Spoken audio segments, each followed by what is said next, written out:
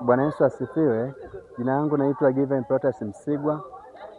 Siku ya leo tumekuwa na ibada nzuri sana hapa mahali ICC.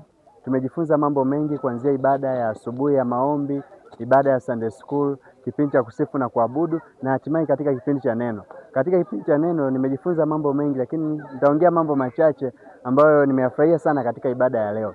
Kitu kimoja hapo ambacho tumejifunza na nimefurahia, nimekuja kuelewa kwamba katika dunia tunayopita tuna mambo mengi sana ambayo yanatusumbua, mizigo yetu inatusumbua, wengine mambo ya masomo, wengine familia na kila kitu, vitu viko vingi. Lakini katika yote Mungu anaweza kutuokoa, Mungu anaweza kutusaidia. Na mchungaji amekazia sana na kufundisha kwamba tumtuke Yesu mizigo yetu. Wala tusibebe mambo mazito ambayo yanatusumbua, tukimpatia Yesu yeye anatupumzisha. Imetolewa mifano mingi sana, na katika yote namshukuru Mungu nimeweza kujifunza na kuelewa, na katika hayo nimeweza kutambua kwamba nisikae na kitu chochote kizito moyoni mwangu, bali vyote niweze kuvitika mbele za Yesu au kumkabidhi Yesu. Basi nakushauri na mwingine ambaye hujaweza kupata nafasi ya kufika ibadani siku ya leo, Jumapili ijayo pia tuna ibada. Karibu sana tuweze kujifunza kwa pamoja. Yako mambo mengi mazuri na tujifunza kwa pamoja. Asanteni sana na Mungu awabariki.